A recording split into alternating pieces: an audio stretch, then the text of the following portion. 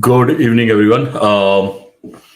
We'll probably start. I think there's enough time. I just need somebody to take a co-host from me, just in case there is a drop in signal. I know Lal Paji is here. Lal Paji, let me try to give you the co-host if that is fine. And anybody else wants to co-host, they can just raise their hand, and I can send you the co-host. Uh, if we can get two co-hosts, I think that'll be great. Okay, while we are at it, I hope everybody can hear me. Let me know if my voice is not clear because, okay, great.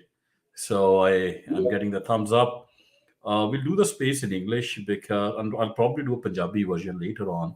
But I want to do it in English so that all my patriots, fellow patriots in Canada and US can actually, watch this and kind of understand the topic that is under discussion. uh, Today we are going to talk about India's undeclared war with Canada and US. You can use the term West as well. If you want to include the all Five Eye nations, actually they are kind of under threat, and that has been kind of being observed for last 2 years. The role that the Indian regime has been playing in instilling violence and division and harming Canadians and Americans and British and Australian citizens. These are very, very serious concerns. They have been lately, been commented upon extensively by the mainstream media in U.S., Canada, you name any country, from Washington Post to New York Times to everybody else. Um, they have all commented on it. And while we are at it, I'll just kind of, before I go further, like, I'll request if somebody else can send a request and become a co-host. That'll be great. Okay. So, but recently today there was another very, very serious incident which happened. Um, in in what exactly happened was that there are a lot of people, businesses in Edmonton, Alberta, that have been targeted through arson, and that kind of triggered me that, hey, this thing is getting really serious. So we need to really talk about it and educate our citizens about what's going on. While we are at it, Lal Paji, can you mute your mic? You keep going on unmute. Yeah. Okay. So I think to understand what's going on, there are things happening at multiple level, and we need to kind of understand all of it. So many of you have probably read one article of India trying to murder a Sikh activist here, or in US or in Canada. Some of you might have heard something else, but I don't think there has been a good job done till now by any of the mainstream media in putting the entire picture of what's going on. So this effort is to actually give you an entire picture of all the things that India has been doing in terms of harming US, Canadian, British, and Australian interests. So we'll talk about it. The topic, as I said, in India's undeclared war with the West, and hopefully by the time I end this presentation, you guys will be more wiser and understand why I am making this very, very. It might sound a provocative statement because India was seen as a friend not too long ago, but suddenly the image has changed from a friend to a foe. So I want to kind of go through all the facts and kind of give you a high level 40,000 feet view, if not a deeper view of what has caused this sudden change in our posture towards India. So to understand that, we first have to understand some bit of um, history of India's relationship with West, and what has been India's role with US and Canada in various multilateral forums, whether it's WTO, United Nations, etc., etc. Not many of you might know that which is the country which has voted the most against US in United Nations, and the number two is not even close. Okay, the country which has voted the most against United States in UN is India. There is no country which comes close to the number one. So just to give you context, that yes, India was kind of seen as a very friendly country, but that is a very very recent phenomena of last 2 decades. From 1947, by the time the UN came into being, till 1992, that was the dismembering of USSR. India was squarely and firmly a Russian client state, or a USS Soviet client state. Russia came into existence later.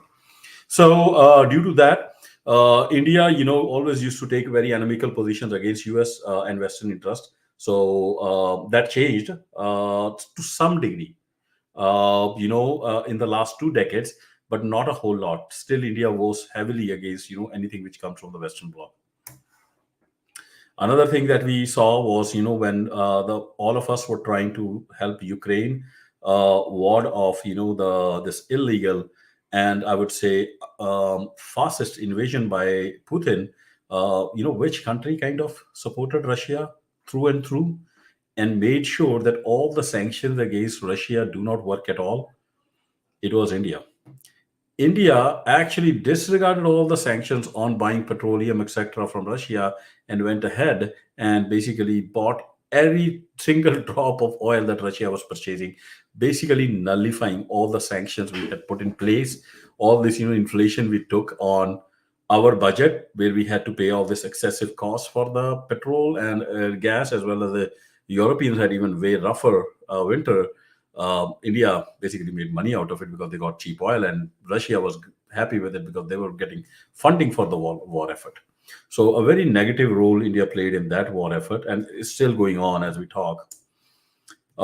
India's role in G20 has also been very, very questionable in terms of supporting our agenda in of cornering Russia or other countries and kind of bringing them in line with the world where things run as per set rules. Especially India's constant propping of Russian agenda and Chinese agenda in G20 has been a source of problem. Like the latest G20 summit that happened in India, India was the chairman of that summit. They didn't allow Biden and Trudeau to even hold a press conference, and not even a press conference with our like American press corps. That was the level of they were worried that Biden will say something which is going to upset the Russians because there is war going on in Russia. So India's role in G20 has been primarily of being a Russian puppet, to say the least. India is also very, very friendly with Iran and one of the major purchasers of oil from Iran. If India was not there, Iran would have tough time being even a scalable, sustainable, economically viable entity. Very few people know that. These are allegations. Now, I have read reports that Iran's nuclear proliferation. There's decent amount of support from India. India's NSA was constantly visits Iran, and there was a very urgent visit that happened like a couple of weeks back, and there's been speculation that actually it was related to India providing some emergency uranium, blah blah blah, plutonium for Iran going nuclear very soon. So this is more in the space of speculation, but as they say, there is no smoke if there is no fire. India has been constantly trying, and they are very vocal about it, about challenging the dominance of the dollar in world trade. They are actually the first country which moved to purchasing gas using a non-dollar currency. Uh, all through the Ukrainian crisis, the Indians purchased gas using currencies which was non-dollar denominated. They are the prime champions of challenging the dollar dominance, and they constantly talk about coming up with this currency, that currency, which is going to take off the dollar preeminence. India has also played a great role, it is told, in expanding BRICS, which is basically a counter to G20. And the recent kind of addition of five more members into BRICS, it is said India had a role to play in it. Okay, lastly, um, India, or second lastly, if you, and maybe these 2 points are linked, the Indian mindset, if you read and listen to all Indian major strategic analysts, um, they look at Indian continent itself as some kind of one civilization, which is factually not correct. India is a continent with multiple civilizations, but the way the Indian regime is structured is that the power there is held by a casteist elite, which prominently come from one particular tribe called Brahmins, which are basically the originators of the caste system in India, and they basically have a civilizational narrative, and they see India as the civilizational state, they call it, and which is kind of Hindu civilizational state, which in their worldview is in conflict with Muslim civilization and Islamic civilization and Chinese civilization, and their end goal is to basically fight them and conquer them. So while in our day-to-day work, when we meet fellow Indians, they look very friendly, and they are friendly and very benign citizens. When you probe a bit into their ideology, not all of them, but the ones who are nationalistic and who believe in this idea of the Indian civilization, you will see that they have deep, deep hatred for Western civilization because it's a competing model. So while they will come here, their mindset, and this is, I'm talking about diaspora, but even their entire security, national security structure, from top, from the prime minister right to bottom, has bought onto this narrative that India is a civilization which is in a perennial conflict with the Western civilization, which they call it a Christian civilization, and Islamic civilization, and Chinese civilization. So it is with that view that they kind of look at West as an enemy rather than as a friend. So it is very important, and you guys can go and watch some of these videos. Actually, I had published a couple of videos where I had translated, because they generally speak in Hindi when they talk about these things. They don't want things to kind of West to understand things too easily or what's going on here. But you can see a very deep-seated hatred, and that hatred is very similar to, if you hear some of these very core like ISIS guys who have this idea of an Islamic ummah, and which is going to rule the entire world. It is basically the same philosophy. The only difference is you can change the word from Islamic to Hindu, but that's it. But their goal first is to take over the entire continent from Kabul till Kanyakumari. They call it Akhand Bharat, but they don't want to stop at there. Yeah. Hani, let me add something. It didn't happen like 40, 50, 60 years ago. It just happened in last 15, 20 years ago. All those people are saying this are dead. Yeah. Lalpani, I'll finish this. We'll open it up for questions. It's been changing. Let me correct it. It's not like that. They were last, but they've been now lately army has been being fed.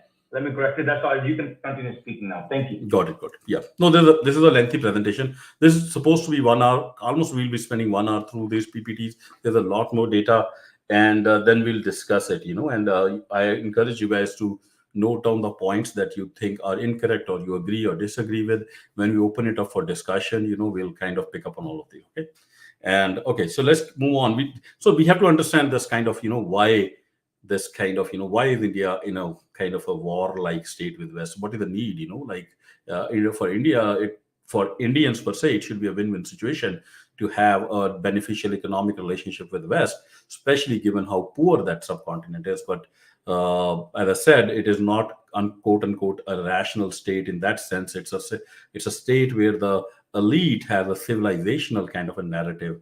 So it's many a times does not behave, in a way when you can expect a rational state to behave in. Okay, so let's move on. So what has been going on? Now I'll kind of present the data kind of which tells you, how India has been at war. So I'll kind of present you evidence after evidence, and then you guys can make up your mind if India is actually in a state of war with the West or not. It is an undeclared war, but like the very first thing is that India is the number one country which is the source of transnational repression of religious minorities which have escaped India and are today living in US. You don't have to believe me. You have to pull out the report after report that have been written by USCIRF, which is United States Commission on International Religious Freedoms, and this is a fairly comprehensive kind of a study that is done every year, and USCIRF submits a report and kind of recommends the president to kind of put countries in they have two levels. They put them in countries of particular concern, and then the next level is sanctions. Since 2020, they have been recommending that India needs to be made a country of particular concern. But as politics kind of always took over, the president kind of ignored that, and I'm told that that is probably going to change very soon. So we have to kind of understand this idea of transnational. Now, the transnational repression, before we further, I'll tell you the way it is done is multiple ways. Like, and this is where China is also a great big player. What the country will do is that they will target the diaspora here, like the Indian diaspora, specifically the Sikh diaspora, the religious minority, and they will use things like they will plant their agents within the religious institute, like in the Sikh gurdwaras today are infested with Indian spies who will then, some of them will be gangsters or criminals. They will fund them and then they will use them to threaten anybody who says anything critical of the Indian government. They will also try to take control of the religious institutions of minorities in West. Like it is open secret in the Sikh circle that almost all major gurdwaras of Sikhs in India are actually controlled by Indian government through their cronies and their puppets that they have installed here. And then they will also, conduct, they'll deny them visas, use mobility controls, threaten their family members in India, put them under, torture, and kind of because most of these people who come and immigrated, they still have their family back in India. So what they will do is they'll pick up somebody's father, kind of, torture him, and then blackmail this person who is now a US citizen to basically act as a double agent of India in US. And then you can use them to do whatever that you want them to do. And this has been ongoing. This is nothing new. This has been kind of something kind of simmering under the surface. I believe our agencies, everybody knew it, but something that we didn't take notice of until recently. And we'll go to what made everybody wake up to this threat.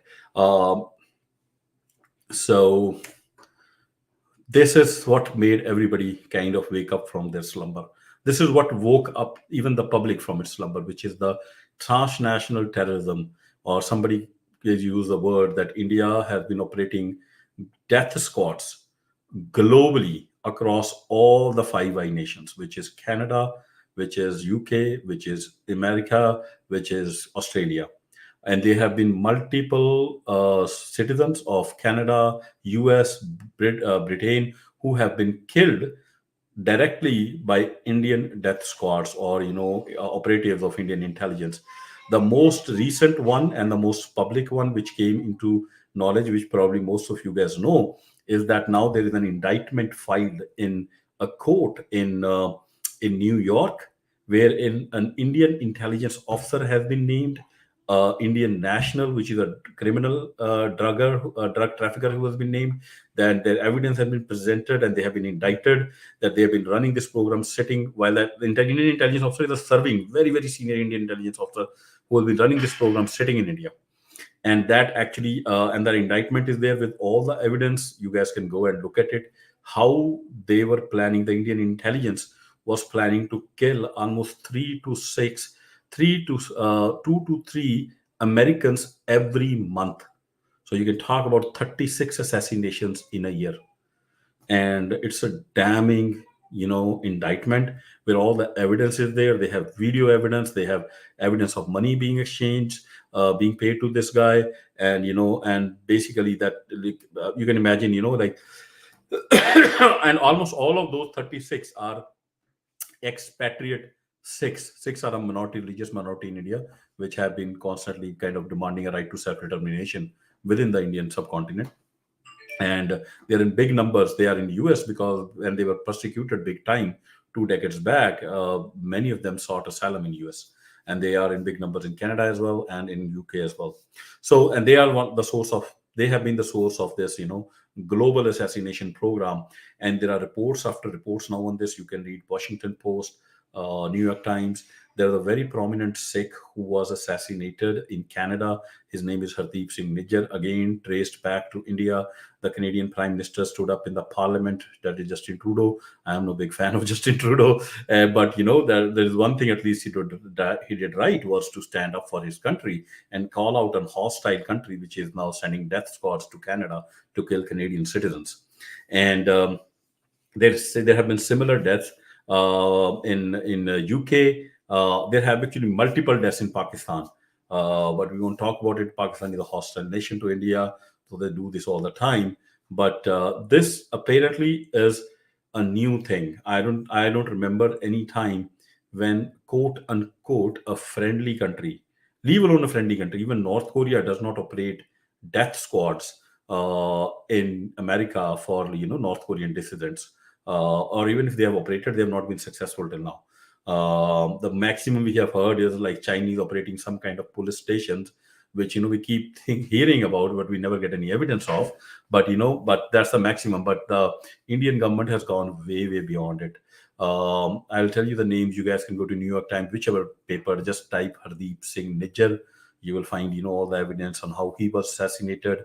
He was assassinated very tragically, right outside the Sikh place of worship, the Gurdwara which he headed, attacked by six assassins. 50 bullets were pumped into his body on the Father's Day when he was leaving the Gurdwara to go back to his home to have dinner with his 2 sons.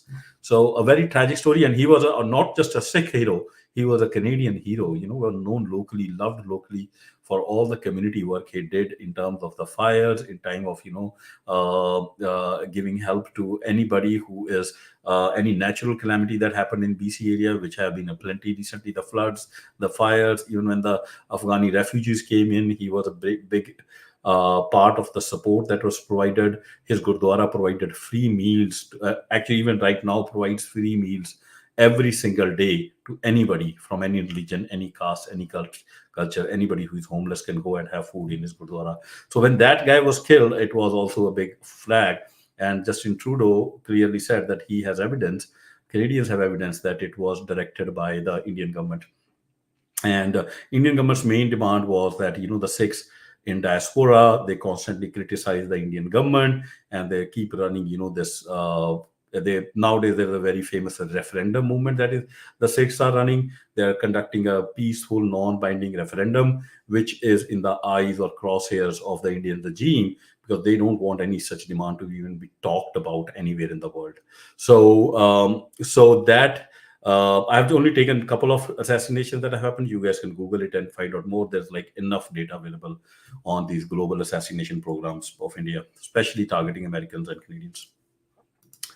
Okay, so it is not just that India has been running this assassination program, or using tactics like threatening people's family members back home, or torturing them, or confiscating properties of American citizens which they have back in their home country in India. The Indian government today is considered, and there are multiple US reports as well on this, is considered the biggest source of disinformation on World Wide Web. What Indian government has, and it is not talked about enough, but it is an open secret now. What Indian government has done not even Russia and China has achieved today. And I will talk you through what all they have done and how they have vitiated that entire ecosystem of what the new digital media that we have. Um, there is this very great article you can read from Washington Post, where there is this, they talk about this vast digital campaign by Hindu nationalists to inflame India, and it's not just inflame India now; it is now to inflame the whole world. And in this article, I think they talk about there are more than 100,000 people that have been hired by this government just to spread disinformation, act as trolls, amplify disinformation that they want to go out in the world. And many of you who are listening probably have first-hand experience of the Indian trolls. There is nobody left today on the worldwide media who doesn't know what an Indian troll means, because one way or the other you will come in their crosshairs. They're everywhere. But anyways, let's look at how they have done it. Okay. I'll give you a couple of examples. But before one, and I'll take you one of, like, take Apple at a time. Apple, this is a very nice article by Washington Post, how Apple was blackmailed, threatened with their executives in India were threatened with imprisonment.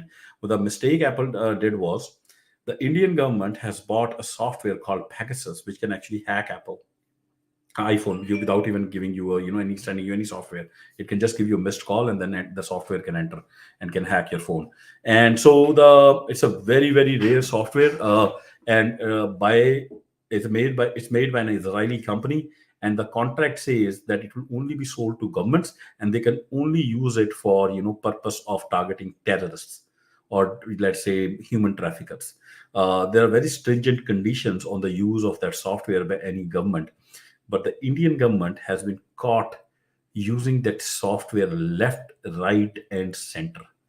They don't have a single terrorist on the list. There have been many investigation reports where they have leaked the people that the Indian government has targeted. So they have targeted, activists, social workers, journalists, politicians, bankers. Okay, and you name them. Anybody from the minority community who is any kind of leader of prominence, his or her phone has been hacked by the Indian government using that software. So if you, and all these reports which came out always had Indian government being the largest abuser of this software. So obviously Apple was monitoring. Apple had an internal program of monitoring which who is doing what. And once they figured it out, they were like alarmed. And as a responsible company, and Apple is a responsible company, I have to say, it basically sent out a warning to all those users who were targeted, telling them that, hey, it seems that your phone might have been targeted for hacking. So here are a couple of steps you can take, like put your phone in lockdown mode, etc. And just that plain warning, when it went out, it the Indian government raised a hue and cry. They called the head of the Apple in India and threatened him that he'll be put in prison. And then until and unless he withdraws that warning. And this is, you can read this article. It's a very in-depth article on what they did. Okay. And then, like the poor guy, he basically under threat, he eventually ended up, saying, okay, I can't withdraw it. And he got stuck between the Apple office in California and the Indian government. And he eventually, as ended up setting, and he was forced to send another advisory to all those people who got the first advisory. And that advisory had to say that, oh, our first advisory was probably a mistake and sent out due to some technical error. He was forced to send that. This is what this article kind of exposes. And Indian government didn't stop at it. Once they got it, they even called the security head of Apple, traveled to India in November this year. They actually even threatened him with imprisonment, that if he does not, if next time this happens, then they'll have to basically pay a price for it. And so that is the extent to which Indian government went to kind of hack Apple phones and kind of make sure that Apple does not react or does not make any countermeasures to stop that hacking. Another, you guys can read the article in your free time.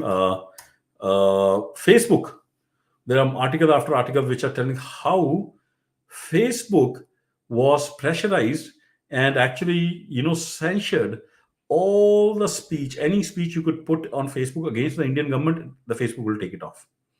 Now it largely went unnoticed because the speech that was being muffled was of the religious minorities like Sikhs and Muslims and Christians, and it didn't impact our Western worldview in that major degree. So it kept happening, but at the scale of it was huge. And in fact, the Facebook office in India today has people who are actually Indian government employees, and I'll talk about it. That there was actually a whistleblower who came out with all this information, and there was a Senate hearing, and in that Senate hearing there was also another kind of a closed door hearing. But what we know from the public portion, the non-redacted portion of that whistleblower report, I will talk about it after a couple of more slides. It is damning, especially with relation to Twitter. Okay, Netflix and Amazon were also threatened with prison, and they also had to fall in line with the Indian government. In fact, the Amazon Prime Video head of India today, her passport has been confiscated by the Indian government, and the poor girl, is in hiding. Nobody knows where she is. Amazon India is trying to keep her protected, and they have kept her under wraps so she doesn't get captured and tortured to death or kind of disappeared like it generally happens in India if you fall foul to the Indian regime. So what happened was here in this case was Amazon committed a mistake of making a documentary which was called Tandav, Tandav. You can't actually find it now on Prime Video because they took it down under pressure. I think probably the best political documentary ever made in Indian history.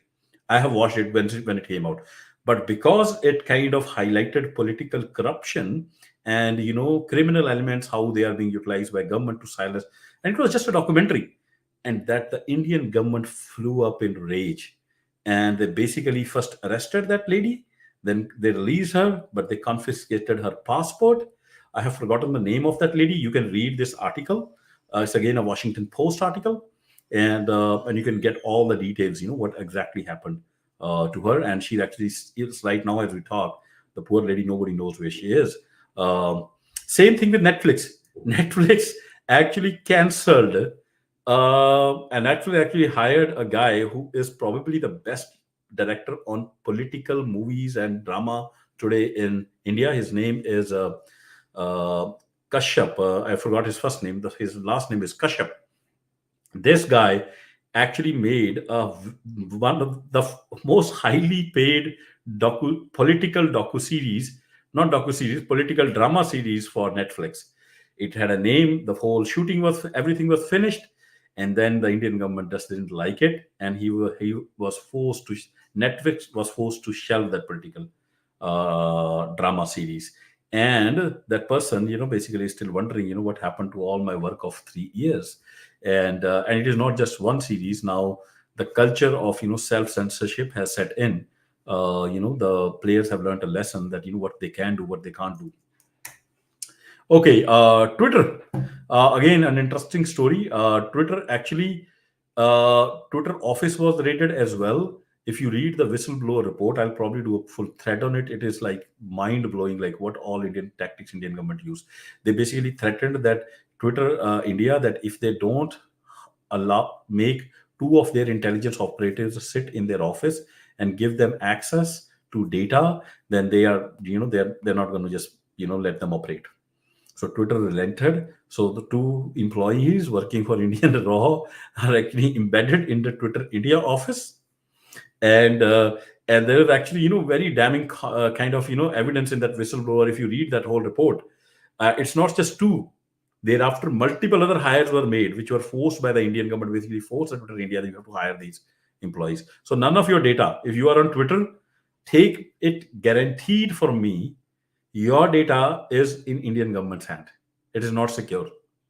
Does not matter whether you're an American citizen, UK citizen, British citizen. Okay, all of us who work in technology companies, we know, how we engineers can access data, and how all this talk about this data is secure and all is fine when you are outside, but when you're you are inside and you are an engineer, who has access to, the databases, you get access to everything. It's very difficult to limit access. Uh, Okay, while I'm at, I'll just do a quick check with people who are on the video Twitter live stream. I hope my voice is clear there. If anyone does not hear my voice clear, because I'm also live streaming, let me know. I'm not on mute, so if can anybody give a thumbs up if my live stream is working fine, or people on live stream, can you post a comment? Okay, okay. Seems nobody is saying anything, so it's okay. Okay, so this is Twitter. I encourage everybody to read that whistleblower report. Google it, the whistleblower report on Twitter hearings in the Senate, and then you hear and just search for India and read the portion that is about India. Actually, when it came to talking about India, the evidence was so damning that they had to go for a in-camera hearing for that portion, in whatever they call it, where only people with certain security clearance kind of go and brief, because that was the level of interference that the Indian government was doing in the Twitter algorithms and Twitter structure itself. Okay. Uh, let's move on. So I talked about this, and there was another kind of report which came out. I have not shared it here, but I can talk about it. I think it was in Wall Street Journal or New York Times, I forget, wherein they showed that there are these big Twitter handles with millions of followers, who are actually, raw agent. Raw is the CIA equivalent of India, who are actually serving raw officers, who are basically running social media accounts with millions of followers and targeting, the Indian diaspora here, or religious minorities of India, or targeting, somebody else. And sometimes, though, some of them even are acting on behalf of Russia to kind of further that agenda. So that is again a very damning report. They actually figured out the some of these accounts and who were behind them. They named those serving officers. One of the guys' name is actually Lieutenant Colonel Satyath Satpathy something. You guys can find that article. I have not been able to paste it here, but a very very revealing article on how Indian intelligence officers are actually working as social media accounts and social media influencers, with millions of followers. Amazing. Uh, okay, yeah. So, well, before moving further, Sarwar Paji has made a comment that he has some reservations about my statement. I don't know which statement, Paji, but you can comment here if it is appropriate. Otherwise, when we open it up for questions and discussion, you're valid to kind of put it up. But if you're going to leave early, feel free to DM me or leave a comment here, and I'll address that. But if you're going to stay back through the end of this, then you're most welcome. I'll give you the speaker, and we'll talk about, in case I present or mispresented something, we'll open it up for a discussion so you guys can, everybody can weigh in.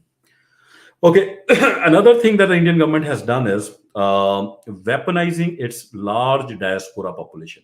And when I say diaspora, not the whole diaspora, but the Indian nationalistic diaspora. As you know, we talked about, India government have always been using blackmailing people in the diaspora by twisting their arms or by threatening, torture to their family members in India or their property, etc., etc.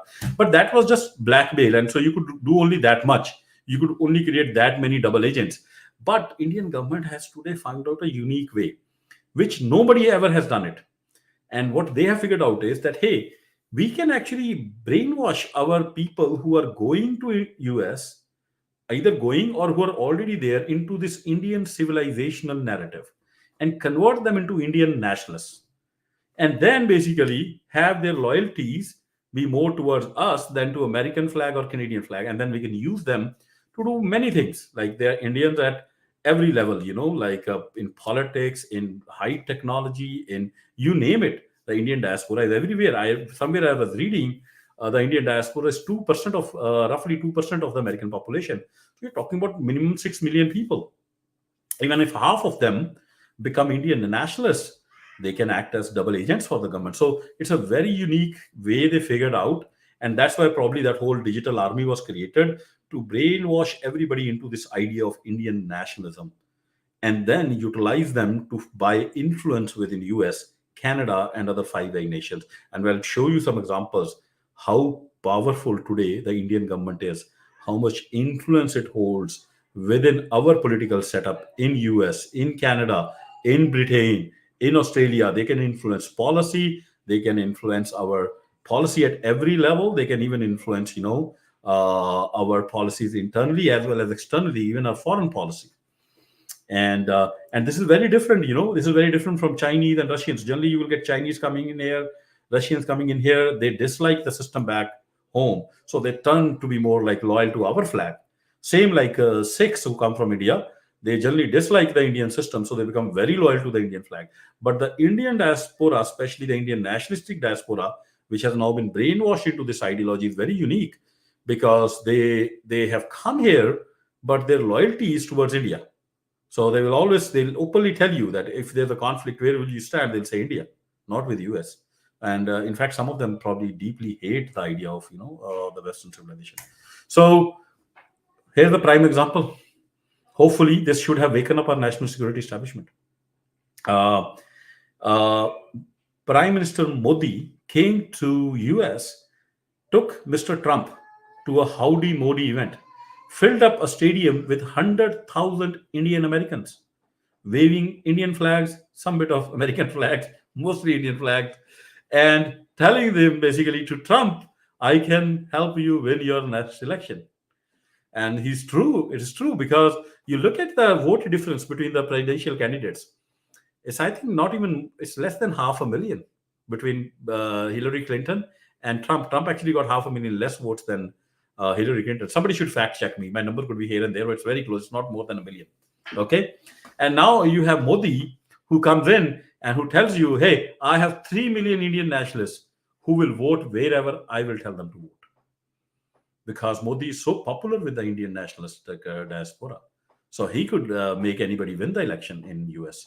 So if you can make that, you can choose who will be the president of US. Who has more power, the president of US or the guy who's choosing him? I hope this was a wake up call. When this happened, it was a wake up call for me. And when I saw this, what's going on out here? And anyways, this is not alone. The only way, even I'm told, this is happening in Senate. The senators are scared of saying anything which is against India. The congressmen are scared of saying anything which the Indian diaspora does not like, or saying anything against the Indian government, because they know that a big portion of their constituency, which is Indian nationalist diaspora, is very, very loyal to the Indian flag. So if they say anything against the Indian government, they're going to lose votes. So you can figure out, what's happening in the policy making of our country. This has not gone unnoticed. There is a full-fledged inquiry going on into foreign interference in Canadian politics. I think Canada is the bigger victim of this, because they're a smaller nation, less powerful, army, less power, less resources, way more vulnerable than us, and their politics has been, taken over left, right, and center by the Indian regime, because they have so much influence in who will win the election, straight from prime minister up to members of parliament. And this whole foreign interference committee, India's name is right on top as one of the major players of foreign interference. There was this global news article. You get, and there are articles after articles. I have given one just as an example, because then when you are kind of watching this again, you can just Google it and at least read this article, if not any other article. Canadian politicians were targets for Indian intelligence covert influence operations. So this is going on. Hopefully they will do something about it. Okay. What they are also, Indian government is also using its diaspora and the Indian nationalistic diaspora element who get into positions of power. One famous name is Chandra Arya. He's a member of Parliament of Canada. Use them to not only further the cause of Indian state, or by favorable policy towards Indian state, they are also using many of these politicians to drive divisions between Canadian society. And a prime example was Chandra Arya. This gentleman, if I can call him gentleman, he stood up in the House of Parliament, Canadian Parliament, and said the Sikh, all the Sikhs who are in Canada and demanding, and conducting this peaceful referendum for, or speaking up for human rights in India. They are basically snakes in our backyard. So just to give you an idea, how they are using all the influence that they have through the diaspora to cause problems within Canada. Another prominent way what there is happening, and it's very concerning, and I have given a report of what happened in New Zealand. The same thing happened in UK, maybe not in UK, in Canada, in US. This has happened. What has happened is somebody will come and suddenly deface the walls of the Hindu temples or mandirs and put graffiti there saying something anti-India, and say okay, or something pro-Sikh. And then they will, when the police will come to investigate, they will find, oh, the mandir will say, oh, we don't have any CCTV footage. None of these instances. There are probably three instances which happened in Australia, I think two or three which happened in Canada, and same two or three which happened uh, in US. In US recently, it happened in San Francisco, where in a mandir, Hindu mandir's wall and the board was kind of defaced with graffiti, and graffiti, kind of, it will be anti-India and pro-Sikh. So the insinuation being that the Sikhs basically did it. But the curious element is all of these mandirs had CCTVs, and not even a single incident did the mandir shared the CCTV footage. Because the incidents are most older in Australia, the Australian police got suspicious what's going on. So now we have, through the Freedom of Information Act, they finally released the police report, which did the investigation into the incidents in Australia. And basically, they said it was done by some Hindu extremist youth themselves. They came in connivance with the Mandar authorities. The CCTV footage was, or CCTV either turned off or whatever, and then basically they defaced the Mandar themselves so that the blame can be put on Sikhs. So now I'm naming Indian government in it. You'll say maybe this is done by somebody in an isolated fashion. But no, the Indian government gave up their hand, because the moment this happened, this defacement happened in Australia, the Prime Minister of India came to Australia, and he is on record publicly making a statement that Australian government is not safeguarding the Hindu Australians, and is giving fill up to the Sikh Australians, and the Sikh Australians are targeting the Hindu Australians. So he basically saying, I am the Prime Minister of only of Hindu Indians. I am not the Prime Minister of Sikh Indians, who have come to your country. And so he kind of used that incident to put diplomatic pressure on Australia to clamp down on Sikh activism in Australia. So which kind of gave away the fact that there is probably Indian hand behind these instances. Uh, and then there's a very curious cases we have seen when I run Twitter Spaces. We have had Australian students of Indian origin kind of narrate cases to us on how they were blackmailed in Indian consulates and kind of pressurized to shut up and stop criticizing the Indian government. So this operation, I have given you this news report because this report got leaked. That report is available online. Bars News has done a great article where they have published the entire report, the police investigation report, and you guys can go and read it on Bars News if you have time. I probably have done a space on it as well, and you guys can listen to that space if you want more details. And then there is this. Okay, just hold on. Let me get this Puchangi out.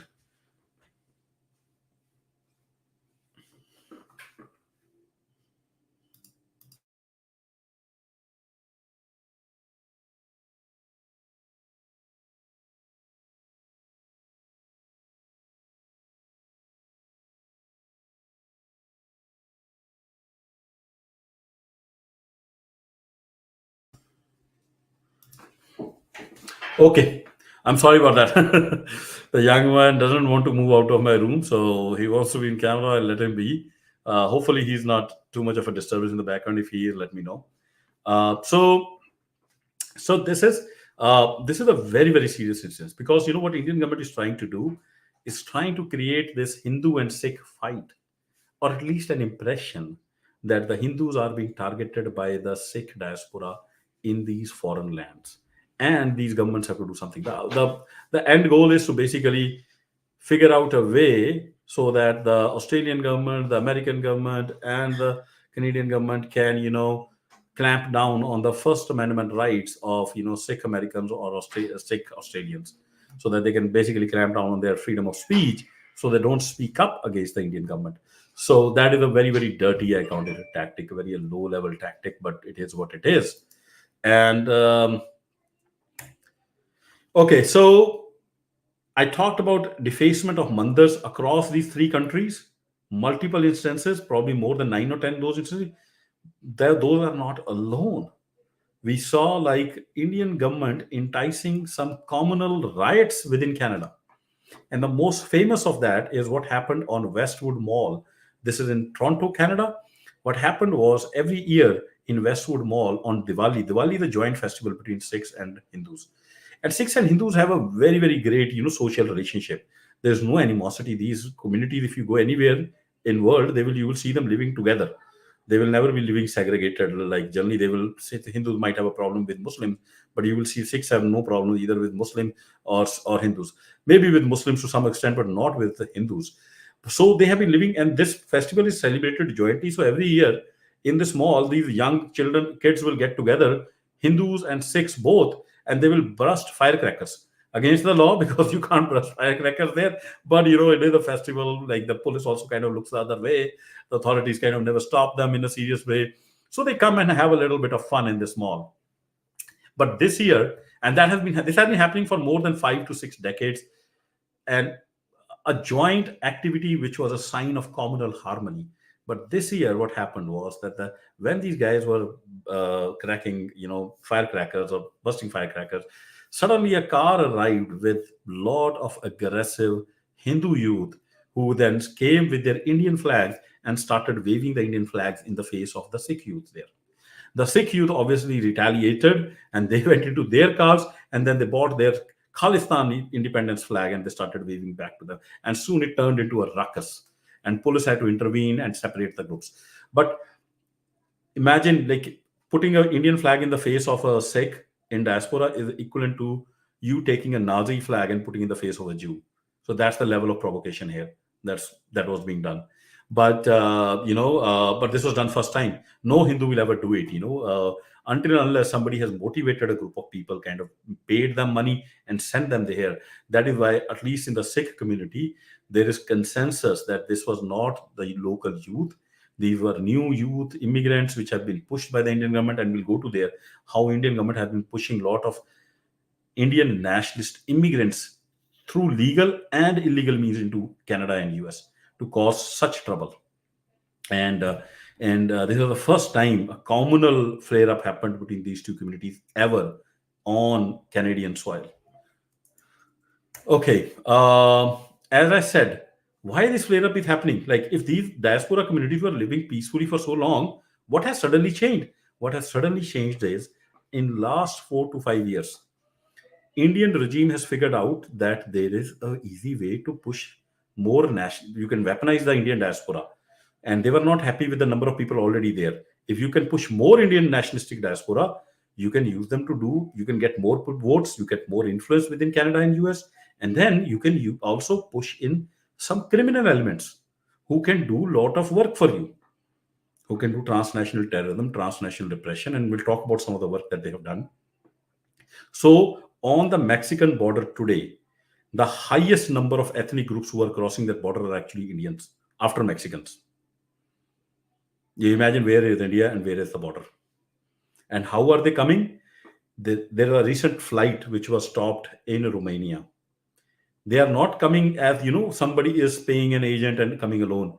There are plane full of Indians which are taking off from Delhi, going directly and landing in Nicaragua. Every single passenger on that plane is going to get off and then cross the Mexican border. Every single passenger. So you can imagine that who is doing it. This is basically human trafficking at a scale being run by a country, like a big country, so-called democratic country, and its agencies on their own.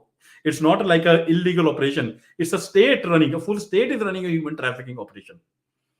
So there was this, and if you go and Google this flight which was taken down, I forced to land in France. this flight, again, what they're doing is the modus operandi is they will hire a chartered plane, the agency or Indian government from these small Russian countries. Like I think this was some Romanian plane, if I'm not wrong. And then they'll put, like, this plane had 303 Indians on it, all of them basically going to Nicaragua, because Nicaragua you can come with Indian passport, you don't need a visa. And then from Nicaragua they have this dangerous trek up to Mexican border, but all that is pre-arranged. All 303 of them were being trafficked. So can you imagine, this plane took off from Delhi, the national capital? And this is not the only plane. I just heard yesterday they took down another plane in Germany. Similar plane, similar case. So can such a plane with 300, every single passenger is being trafficked? Okay, can that take off without the knowledge of Indian law? I would say not the knowledge. It is basically their handiwork. And I can tell you personally a story. I was speaking to, like, I'm also ex-forces, and I was speaking to a friend of mine in the government, a couple of years back, because I was noticing that there is this sudden surge of, illegal Indians who are crossing the border. And I was talking to him, like, man, what's going on in India? Are things not good? Like, it seems like the economy is doing bad, because why are so many youth, risking their life crossing the border? And then he said, no, Harjeet, this is by design. We want them to go there. We want more and more Indian nationalists to actually enter US and Canada, because they become our asset. So that is the mindset that is driving the Indian state. Okay, great. The Again, like, one of the quote unquote benefits is now you suddenly, one of the things that the Indian state has been doing is, and this I used to hear, in through anecdotal talk in the community, that on the border, Harjeet, there are a lot of what you call gangsters who are being pumped in by the Indian government. I used to take it, okay, this probably is people are seeing a lot of illegal Indians coming in, so they feel that a lot more gangsters are also come in. I used to take it lightly, but then the warnings were kind of obvious, and we started seeing it happening in Canada. In Canada, Surrey, BC is today infested with quote unquote Hindu nationalist gangs, Indian gangs who are kind of new kids on the block. What they have done is, there was always a gang culture in Surrey, but it was the Surrey gang culture wherein the youth who are born here would kind of grow. Some of them will grow into it. It was a gang culture which has kind of have almost become a part of the social structure there. You won't see them, doing mass scale public shootings, or doing extortions of every second businessman in the street. But these new gangsters now, which have come en masse, probably in these planes, they are now basically, and they basically write a letter. Last, I think 2 weeks back, uh, there was an incident where, and we had people who came in here, and I think there's a TV news reporter which also confirmed, not a TV news reporter, a newspaper reporter, which actually collated, and he claimed more than 1,000 businesses in Surrey, BC received an extortion threat from Indian gangsters. And the letter was published. The letter is basically in broken English. Again, it'll all start with those Hindu salutations, Jai Shri Ram, we are here to extract money and blah, blah, blah.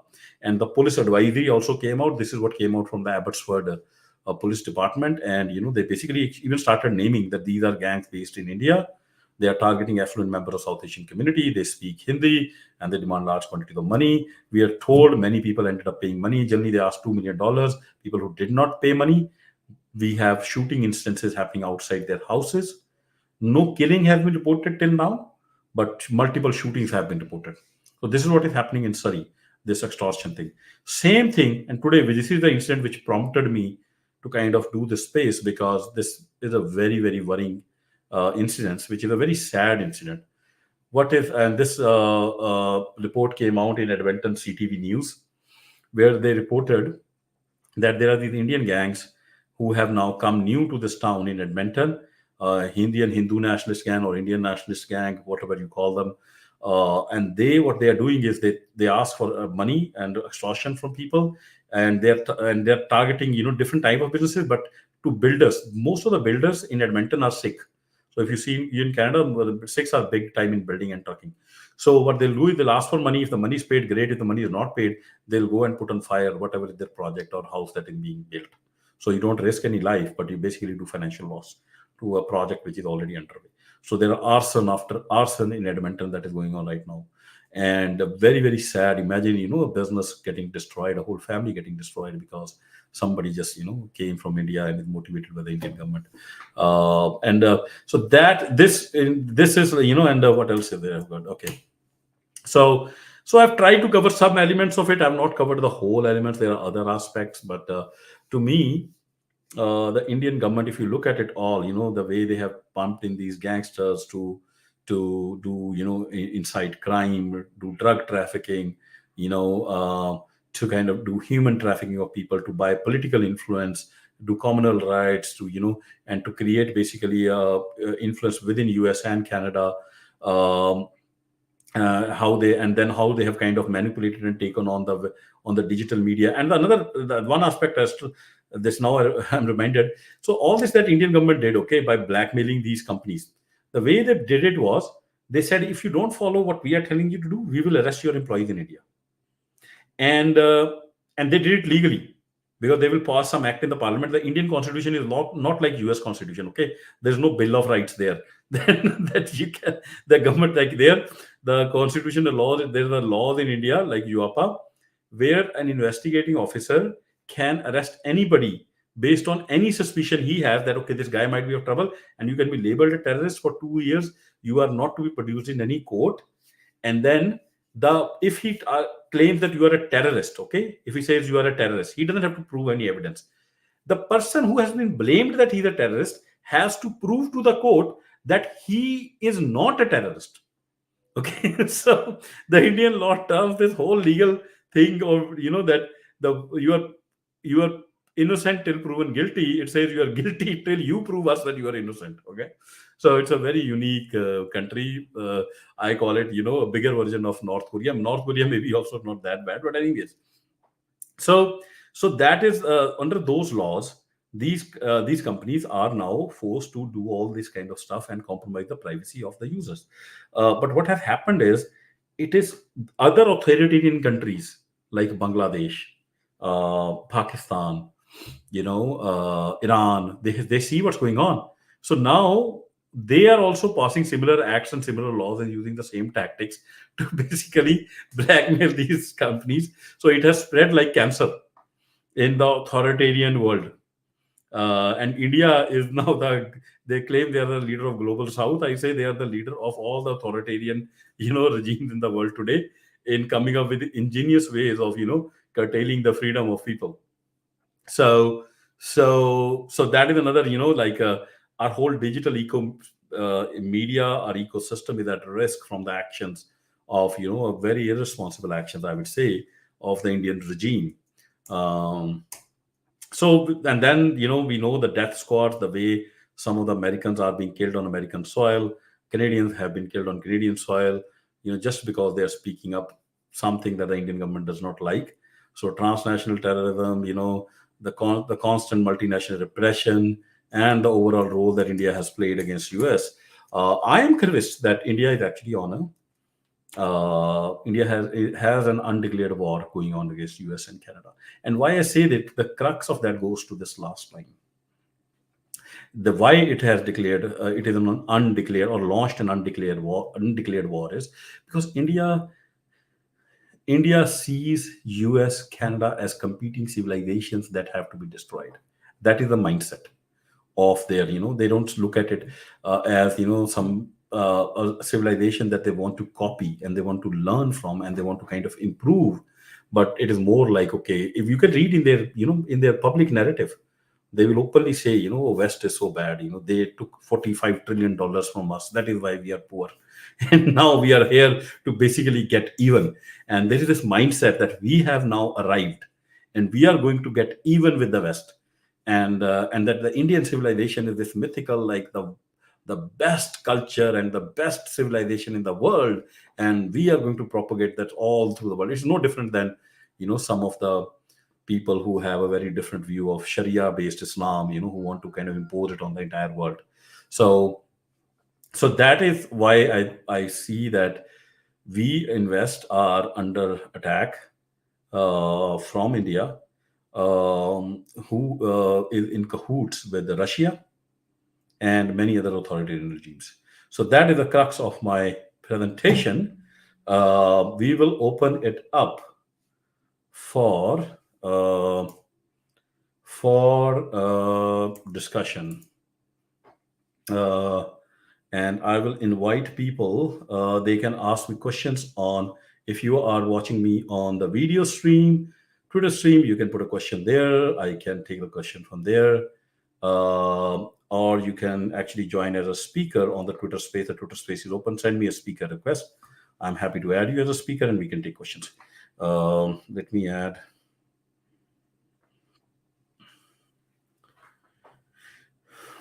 Harman Chinnaji is saying good analysis. Thank you, Harmanji. I tried to put whatever I could find. It was a quick presentation I made in like 15 minutes. I didn't have enough time, but I wanted to. So I request people to ask for the mic. If you have a question, we can have a quick discussion. Especially, if there are people here who are sympathetic to the Indian nationalistic cause. I don't want to present a one-sided vision of this. And you are more than free to come and fact check me, if there is anything which has been presented incorrectly.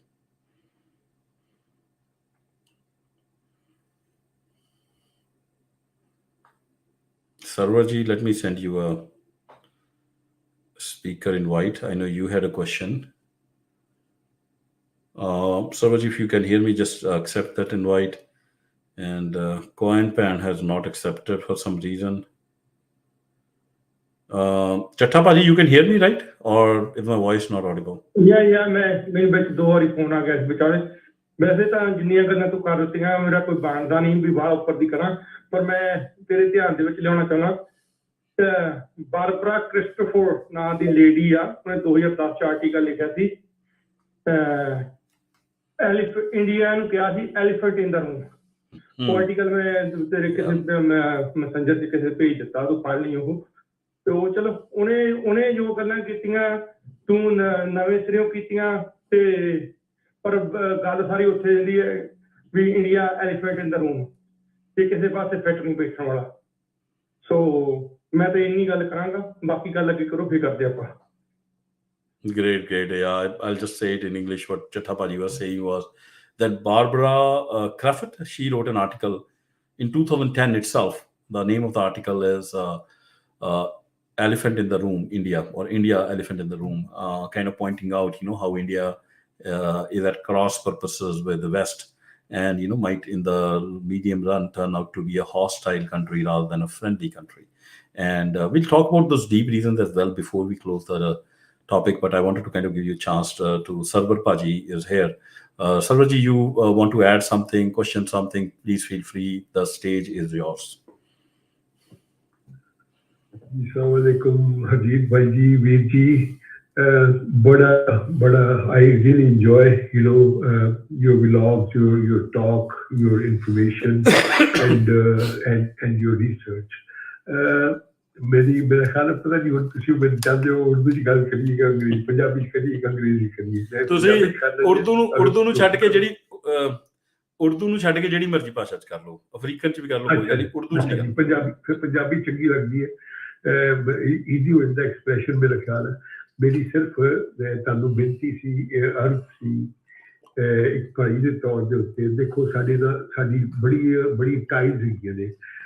ਜੋ ਮੇਰੇ parents ਨੇ ਮੈਨੂੰ ਦੱਸਿਆ, ਕਿਉਂਕਿ ਮੈਂ ਆਈ ਵਾਜ਼ born after partition, ਲੇਕਿਨ ਮੇਰੇ parents ਉੱਥੇ ਸਨ, ਮੇਰੇ ਅਬਾ ਅਜਦਾਦ ਵੱਡੇ ਸਾਰੇ ਬਜ਼ੁਰਗ ਸਾਰੇ ਉੱਥੇ ਸਨ, ਅੰਮ੍ਰਿਤਸਰ ਦੇ ਵਿੱਚ ਸਨ ਵਗੈਰਾ ਵਗੈਰਾ।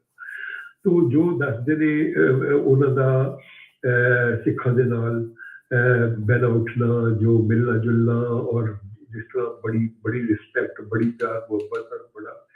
ਤੇ ਉਹ ਮੈਂ ਉਹਨੂੰ keeping that in view, and then ਅਗਰ ਮਤਲਬ ਹੁਣ ਲੇਟਰ ਸਟੇਜ ਪਾਕਿਸਤਾਨ ਦੇਖੋ, ਤੇ ਤੁਸੀਂ ਦੇਖੋ ਕਿ ਕਿਸ ਤਰ੍ਹਾਂ ਸਾਡੇ ਆਪਣਾ ਇਮਰਾਨ ਖਾਨ ਸਾਹਿਬ ਨੇ ਕਿਸ ਤਰ੍ਹਾਂ ਮਤਲਬ ਅਟਾਰੀ ਨੂੰ ਖੋਲਿਆ, ਔਰ ਸਾਰਾ ਜੋ ਵੀ ਬੰਦੋਬਸਤ ਕੀਤਾ। ਕੋਈ ਆਸਾਨ ਨਹੀਂ ਹੈ, ਇਹ ਮੁਹੱਬਤ ਹੈ, ਔਰ ਮੇਰਾ ਖਿਆਲ ਹੈ ਕਿ ਤੁਹਾਡਾ ਹੱਕ ਹੈਗਾ ਸਾਡੇ ਤੇ। ਠੀਕ ਹੈ ਨਾ ਜੀ ਭਾਜੀ ਮੈਂ ਤੁਹਾਨੂੰ ਥੋੜਾ ਜਿਹਾ ਰੋਕਾਂਗਾ ਇਹਦੇ ਚ, ਸੌਰੀ ਮੈਂ ਤੁਹਾਨੂੰ ਟੋਕਿਆ। ਮੈਂ ਇਹ ਆਪਾਂ ਇਹ ਗੱਲਾਂ ਕਰਨੀਆਂ ਨੇ, we are not going to let you go off, we can go to the larger issue of the subcontinent. But if you can talk more about this topic, if you want to add anything, or that what this this kind of actions that Indian regime is taking within US and Canada today, and especially the ones that I've highlighted, what is your take on it? Or if something I said wrong, or if I missed something, or how do you see these actions? And what is kind of I don't know where you are, but if you are in US and Canada, do these actions not worry you? Yes, Harjeet ji, I'm in US. I'm in Texas for past 25 years or so, and I've heard and seen videos about the assassination that took place in Canada, and the G20 summit, and how Justin Trudeau launched his protest and all that. We all, as a Muslim, I condemn it. I've seen in news that there was an assassination that took place in Lahore also, and we condemn that too. And then on a side note, whenever anything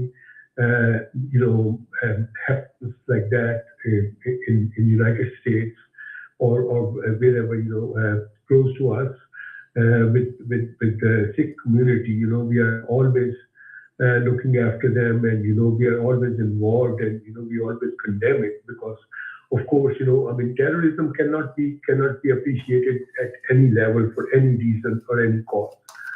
So basically, it's we share the sentiments of our Sikh brethren throughout the world, wherever they are, and we appreciate their efforts to fight the Indian government in curbing oppression against them in India and outside India. And that's all I want to say. I just wanted to touch on one subject that जो सिख के हमारे जो वो थे, आपके गुरु थे जो, so he went to Makkah. I just wanted to bring that into discussion for just a couple of minutes. He visited Makkah and our holy places, Muslim holy places, showing us, and we love him for that. That he had a lot of respect for Muslims. So when he brought in the comparison of Hindu government with Muslim, that is where I think it does not make that comparison. I would not ask you to not say it or not express if you think it is right thing, but to me as a Muslim, not just trying to defend any Muslim for no reason, but I think it was it doesn't sit well with in that situation, especially given the fact that our ties are everlasting, and we have so much respect and love for each other as a community. So I'm just trying to touch the point that we should not touch the chords that are unnecessary. That's all I wanted to say. Got it. Yeah. So, no, it was not we can discuss it later on. Yeah, no, absolutely. We'll do a separate space on that detail. The idea was not to kind of touch on any religious sensitivity. Absolutely. It was more political in nature. The comment was more political in nature, and we'll talk about that issue separately. But to come to this particular topic now, if there are no more questions, I'll try to kind of start wrapping up the things, okay? And kind of because you touched on something which is very critical, and that is it is a misconception I want to clear in the minds of listeners as well as anybody in the national security establishment who will end up listening to it. Many people make this mistake of seeing this as a India versus Sikh issue or a Sikh versus Hindu issue. It is not. It is not an issue of merely killing of some Sikhs or repression of some Sikhs. It is actually the Indian state taking a hostile view towards Canada and US per se. Today, Sikhs are in the middle of that, but tomorrow it could be somebody else. What is Indian government trying to do? Because it's not just trying to repress the voice of Sikhs, American Sikhs in here. It's saying you can't, if there's any American says anything against the Indian government, we are going to come and kill them. Until, or if you don't want us to come and kill them, hey Biden, you go and make them shut up. Or basically what he's telling the Biden is, you go and dilute your constitution, you go and dilute your bill of rights. We don't give a damn about it, but you have to do it because we don't like an American citizen exercising his First Amendment rights. So the implications of that are immense if we end up doing it.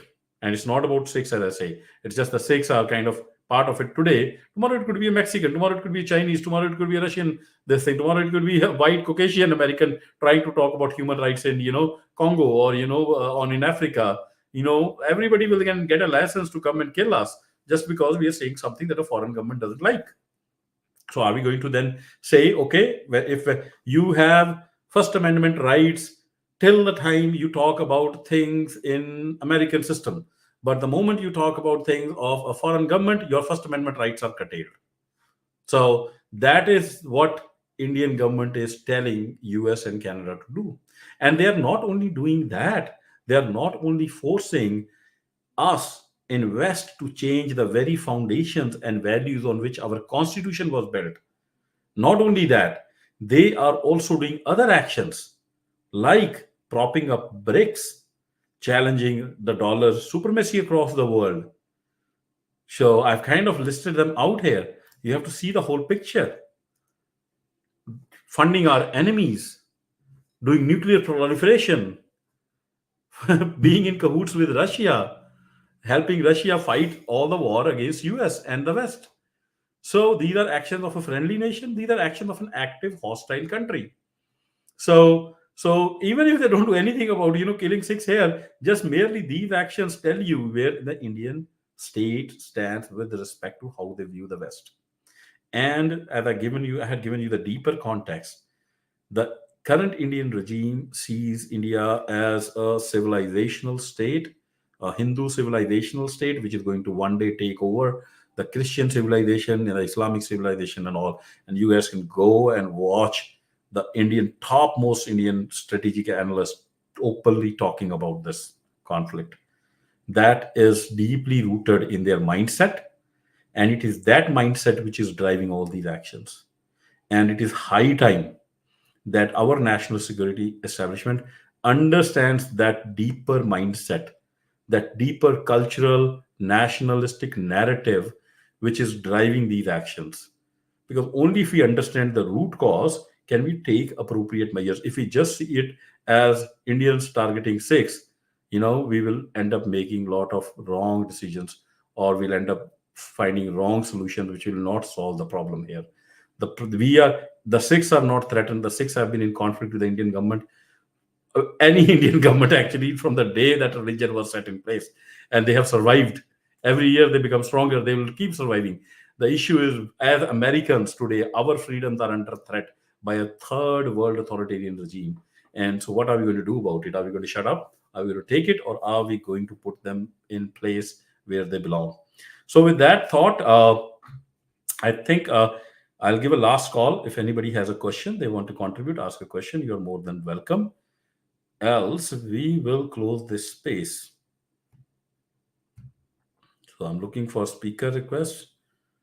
Speaker request 1, speaker request 2, speaker request 3. Okay. No speaker request. Great.